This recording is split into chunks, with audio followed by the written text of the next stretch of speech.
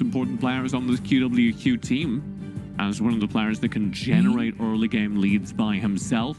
Yes. Somebody call Skimmy! Please. Skimmy! Please. Oh, you just love to see it. I am so happy right now. The Vayne is in the game. The mechanics... It's for you! It may just be insane in the membrane. And look, if this pops off, I tell you what, I'm a fan. I am the biggest fan. Let me give you the lowdown, Skimmy. Vayne sucks. But if you can get an early start, it might work. Although here's the thing.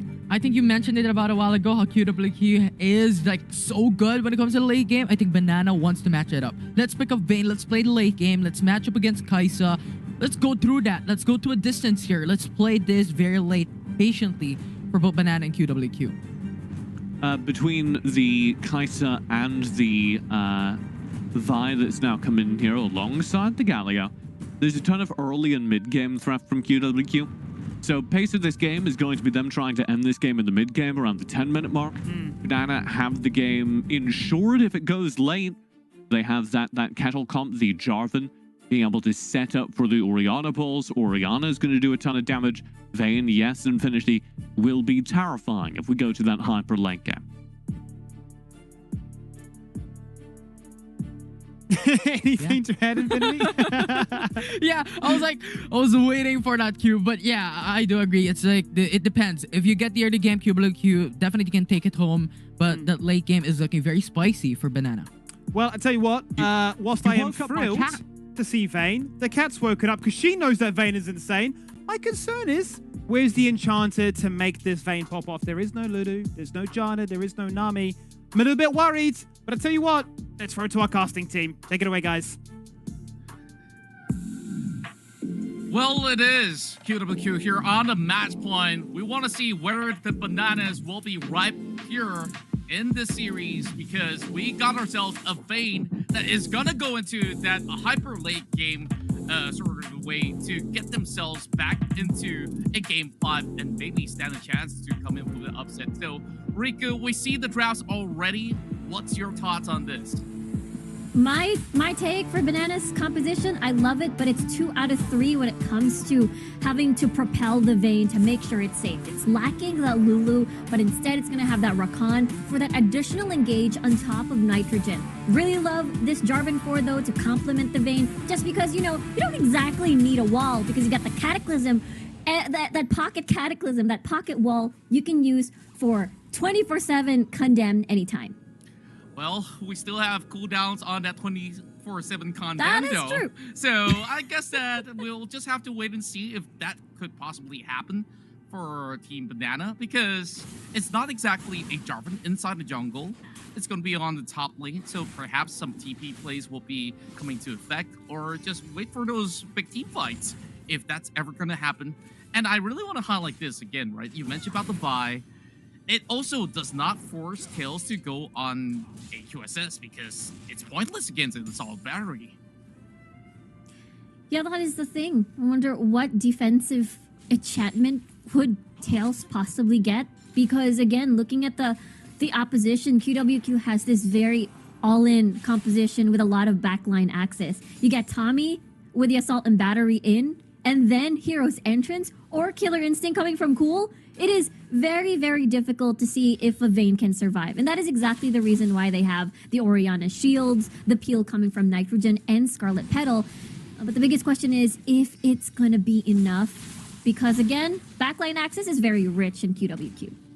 That's right. And QWQ here may have a better matchup here on the bottom lane. I'm not going to say the same for that Riven up top, though, because he's just going to get poked down. While Banana also slowly having the health bars being chunked out under turret. And that also sets up Tommy if they really want to go for a really deep dive. But the ward's already set into place, while Vendetta is just going to shove CLJ off of the mid lane. And Tails only have a tick of health left.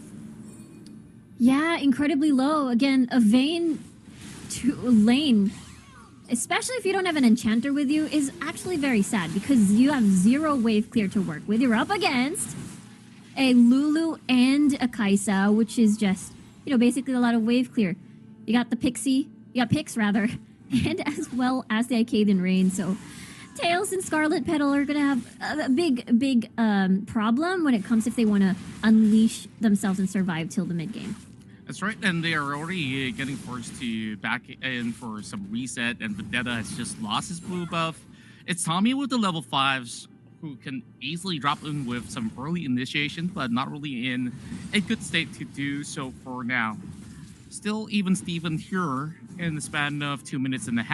While we want to also look at what else could they offer here from Team Banana. I believe that they will have this Kha'Zix that will need to play extremely proactive to find that lead, but he's just casually farming up because he's being put slightly behind. Yeah, that's the Banana composition. They're just going to opt for farming and are going to be happy with it because, again, having to get Vayne mid to late and as well as the Orianna big shockwaves. This could be a setup for a dive, though, but they decide to back away. So that's the reason why we might see on proactiveness, I guess, on the side of Banana. For QWQ, they have a lot of tools to be proactive. They've got the Hero's Entrance come level 5. They've got the Assault and Battery. They can lock people down super easily and have the damage supplemented on that CC as well if they do want to burst someone down immediately. That's right. The Banana Plantation Farm definitely needs a little bit more time to have ripened fruits. So that's where QWQ is going to be quite happy as well, so long as they get a few items up for the Kai'Sa to work with, and then they could probably maybe contest for some of all these objectives that will be spawning up soon. It's going to be a little bit worrisome too, especially when Butzai is involved, because Lulu is a soft counter to assassins in general, because assassins want to burst you down. You just put the wild growth in, you're going to be tanky, therefore Vendetta in general is going to have a hard time just trying to be that assassin. And the fact that Polymorph, once a cockroach dives in, the cockroach will become a very cute little furry creature, so there's also that to fend off this Vendetta on the Kha'Zix. Well, I definitely don't want to imagine it to be a furry cockroach. Like, I myself don't fancy that. As long as it flies, I'm staying away from that, whichever room that is in. So, currently as it stands, QWQ have an opening straight to the dragon. Now, no cockroach is going to fly in. Maybe it's an exchange here for the Herald. It's going to be an exchange because, again, this is a team that cannot still, or a composition rather, coming from Banana, that still cannot fight in a clash or in a skirmish just yet. They're still trying to ramp up, so they're trying to avoid this fight. And that is also the reason why they're going to give this up. And also having 2 objectives early, this is how QWQ is going to strong-arm the early game. And the biggest question is, will Banana survive the early game and transition mid to late? At least, though, the gold is still even. They're avoiding as much kills. Scarlet Petal with a potential setup, possibly, but no. Tommy is right here at bot. Yeah, and the problem is the Kha'Zix is nowhere to be seen, only taking a couple of wolves off. So we are having a little bit of a stalemate here in the early game. Nobody wants to break open any sort of initiative, but they do get a chunk of the tier 1 turret, having a plating off, and that's where we finally see a little bit of visitation coming in from Vendetta, and he says, you know, it's not going to be a good setup anyways, but whoa, that's what setup happened we're looking for. So he gets the shockwave under the turret. Now Tommy's in trouble. Here comes Grand Entrance and CLJ, the next one to drop indeed. And I guess, you know, Vendetta could have actually gone for it. He will survive. Didn't want to be too greedy, I guess, and just wanted that kill on towards Tommy. Really nice response, though, coming from the rest, coming from Scarlet Petal as well. Knowing the fact that Butzai and Cool were basically already trying to go back to base, therefore it was safe for Tails to be all alone in the lane. So I really like the decision-making coming from Banana. Good counter gank and good response. That's right, and QWQ managed to walk away with the first blood onto, well, this turret to be destroyed down on the dragon lane. So I think it's still pretty much all right, but the problem is that kill went over to Vendetta. Now he's going to be able to ramp up against this Tommy, who only wants to go in for one full flurry of a swing. And once those cooldowns are off, you saw what happened in the mid lane. That instant punishment coming out of Scarlet Petal, and that sets things up much more easily. Now here comes the rotation of lanes. Yeah, this could be a potential setup to drop the Rift Herald for them to get plates, for Cool to be involved more in these fights, and as well and see if they can get a pick. We'll see though what the decision is, as Tommy is already moving towards top. If they get a pick, they unleash Rift Herald, possibly maybe getting even 2 charges for the inner tower. Banana does have some really good mobility, so they could easily just negate any form of pressure that comes in the way from QWQ at the moment. That's going to be a full wave coming down bot, keeping that Jarvan occupied. But I think that QWQ wants to get this beautiful setup up top here. And now, going in for a Vendetta, Tommy, he's actually in position, but he gave respect to Soul, knowing that this might just be a full collision. They don't have vision on the rest of the members of Banana. That's the thing, they can't exactly fight this. They can't send Tails or the rest of the squad to go up and fight 5v5 or 4v4. Because again, it's them just trying to ramp up. And that is the reason why we're going to be seeing a lot of these, a lot of these stalemates. A lot of these where Banana is just going to try to avoid fights. Wherever QWQ is, Banana is not going to be there for sure. Yeah, and Banana, this is very unlikely of them. Many times when we see them play, they love to play aggressive. They love to cause havoc across the map. Now, it feels like they're just pulled off, having not much gas left in the tank. Now the next Drake is going to be spawned up, but there's something over down bot. Flash available for whole team. He managed to survive. But the question is, what will they do about this Drake? Ocean Drake is going to be important for the Omnivamp, for the sustained fights for sure. And I feel like, Banana is going to benefit a lot out of that, especially if they want to keep the Vayne as much as they can alive. And this is the thing, Banana, 3 items, Orianna, possibly Rabadon's Death Cap, and then maybe Oblivion Orb, possibly. And then we'll get to see the fights actually happening. The thing about Banana is that they have to stay together, because for Soul to have impactful shockwaves, he's gonna need Scarlet Petal. He's gonna need Vendetta, possibly, or even better, needing Nitrogen to be a part of the squad. If everything that QWQ is doing is separating all of them as a piece, as a unit, Banana can't exactly fight. They need everybody together. And we will see that 3 items or coming into the dragon fight, maybe even the mountain drake. But time is ticking because Banana will lose all of these dragons. The buffs are going to start stacking, and QWQ can look into the Kaisa late game, and as well as, again, the Elder Drake win condition. Well, I believe that they are going for the ultimate master plan, which is to buy as much time as possible for this Vayne to get all these core items up. She's only got the Blade of the Ruined King, though. So it's not exactly the strongest that you could get over the mid game.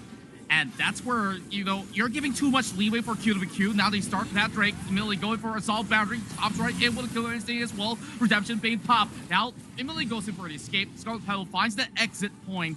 But Vendetta, he's looking to re-engage if there's going to be any opportunity. No ward for QWQ. So they will just hold right back, and that's just about it.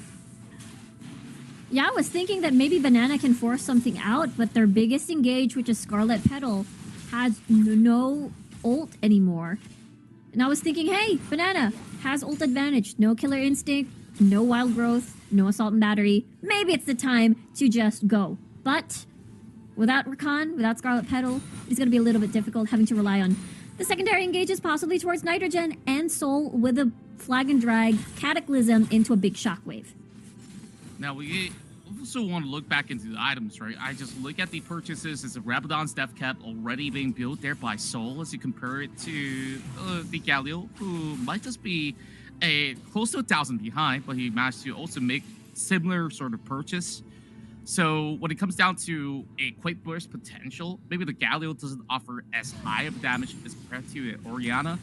But then again, it's all about the ease of execution for QWQ in many of all these setups that we're not seeing just about yet, but maybe they want to just get into a good scenario to fight, because in that jungle, they're all in that choke point, and Banana, knows that this is not going to be good for us if we ever drop a member, even if we do have those advantages of QWQ burning those ultimates.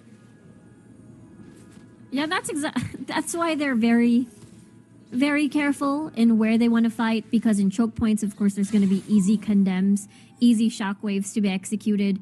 So QWQ will like to have, of course, the numbers advantage in the setup of the fight. I really like this game in terms of how contrasting it has been. 12 minutes, 1 death, 1 kill, in comparison to how they've been fighting. And you asked for it, you will get it, though. Assault battery all the way into the turret. Okay, I guess that's just about it. Nope. But Nope. that's gonna be all right. Cool gets out, full HP. Tommy as well. So that's just a little bit teaser, right? Yeah, it's a preview of what's to come. That's just... But the thing is, ults are gone again. So no final hour, no Scarlet Petal ult, 3 ults down on the side of QWQ. So perhaps we may not see a fight again, as Banana feels like they're confident. This is a lot of choke points, right? There's like the Baron Pit we can easily condemn, and the Cataclysm. Nitrogen is here. There's the flag and drag into the Shockwave possibly. But look at QWQ. They're going to push down mid. What is the response of Banana? They're looking for that dragon, and in the middle of this turret, and now they're going for a little bit of a chase, but it's a little bit too much of a distance to cover even for Scarlet Petal. So, Banana, they lose one, they get another in the form of a Drake, but next up, Elder Drake already. It's a very, very... We might see a fight, though. This collapse. There we go! That knockup, though, catches everybody up! And QWQ is the one winning the war, taking out Trojan and Vendetta as well. So, eventually it will fall to the hands of CLJ. What a setup coming from CLJ and Hotin there on the Riven with a big, massive knockup with the stuns in everything. Banana just weren't prepared for that. Look at the Baron area. It's so dark. They didn't see this coming at all. It's just so beautiful to watch. All the knockups, Wild Growth, Hero's Entrance. It's just CC lock heaven. And Banana, again, this composition, how they're ending the game. My, is this it? It will be it. QWQ will get their revenge. And now they proceed to the grand final.